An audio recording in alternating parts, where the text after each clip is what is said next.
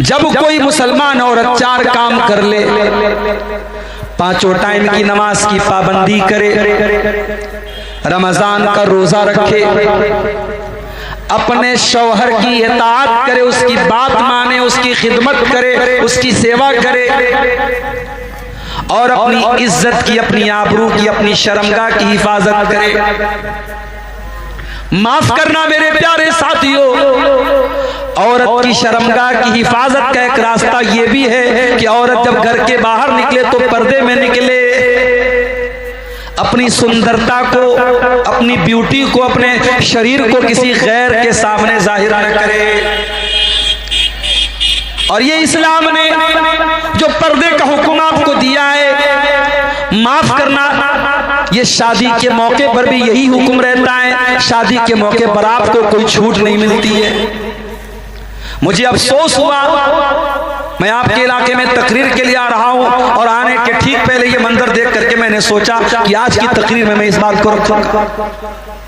मुसलमान लड़की जब बेपर्दा होकर के, बेहया होकर के जब बाहर निकलती है तो ज्यादा तकलीफ होती है मेरे प्यारे साथी। और जानते हैं उसकी वजह क्या है? क्यों हमारा मुसलमान नौजवान आज नशे में क्यों डूबा हुआ है? अभी कटिहार में एक भाई ने मुझसे कहा कि मौलाना साहब, एक आदमी नमाज पढ़ाता है, इमाम है, और उसके बारे में ये कंप्लेंट मिली है कि वो गांजा पीता है। आप सोचिए हालात कहां तक पहुंच चुके हैं। मुस्लिम बस्तियों में शराब आम हो रही है, नशा आम हो रहा है, जिना आम हो रहा है। आए दिन मेरे पास मोबाइल पर कॉल आते हैं, लड़का लड़की ने आपस में जिना कर लिया है, औलाद पैदा होने वाली है, क्या किया जाए? कितने केस हो रहे हैं?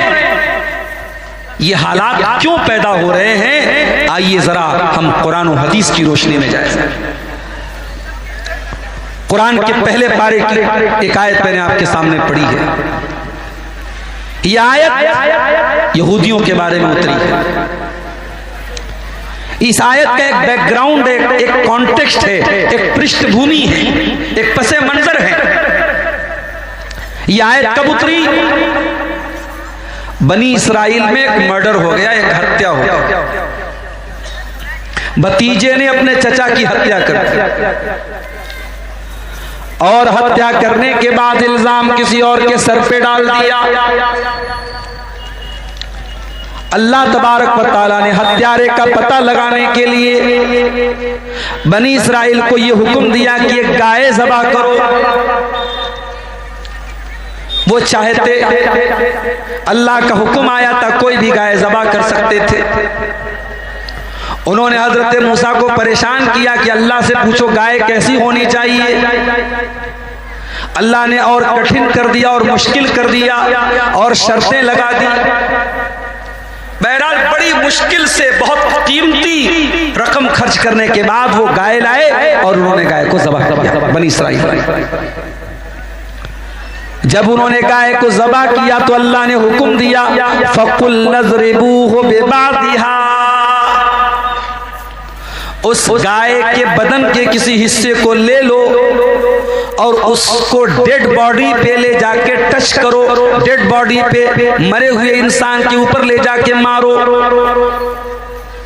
जब उन्होंने ऐसा किया तो थोड़ी देर के लिए अल्लाह ताला ने मुर्दे को जिंदा कर दिया और वो मुर्दा जिंदा होकर के ये बोला कि मुझे मेरे भतीजे ने कत्ल किया है। इतनी बड़ी अल्लाह की कुदरत की निशानी कि मुर्दा जिंदा हो गया। इतनी बड़ी निशानी देखने के बाद भी यहूदियों के अंदर कोई सुधार नहीं आया, उनकी बुराइयों में, उनके गुनाहों में कोई कमी नहीं आई। अल्लाह ने इस वाक़े को बयान करने के बाद फरमाया, सुम्मा कसत कुलूबुकुम मिन बादि ज़ालिका, ऐ यहूदियों तुम इतने कठोर दिल हो, इतने सख्त दिल हो, इतनी बड़ी अल्लाह की निशानी देखने के बाद भी तुम्हारे दिलों की सख्ती दूर नहीं हुई।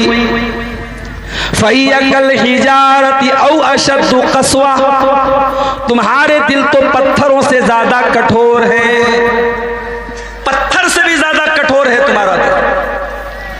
व इन्न मिनल हिजारती लमा यतफज्जरु मिनहुल अनहार, इसलिए कि पत्थर भी कुछ ऐसे होते हैं जिनके अंदर से नदियां बहने लगती हैं, नहरें बहने लगती हैं।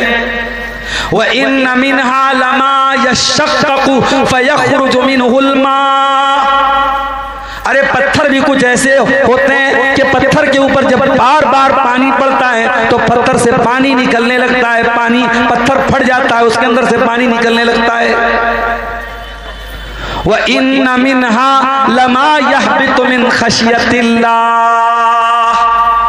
और ऐ यहूदियों तुम इतने कठोर दिल हो, तुम्हारा दिल तो कभी अल्लाह के खौफ से झुकता नहीं है, कभी नरम नहीं पड़ता है, लेकिन पत्थर तो कभी कभी अल्लाह के खौफ से गिर जाता है, पत्थर झुक जाता है, लेकिन तुम्हारे दिल के अंदर कभी अल्लाह का खौफ पैदा नहीं होता। वही हाल आज हमारा हो चुका है, पत्थर जैसे हमारे कलेजे हो चुके हैं। अपने हाथों से मुर्दों को दफनाते हैं, अपने हाथों से कफनाते हैं, अपने हाथों से अपने अजीजों की लाश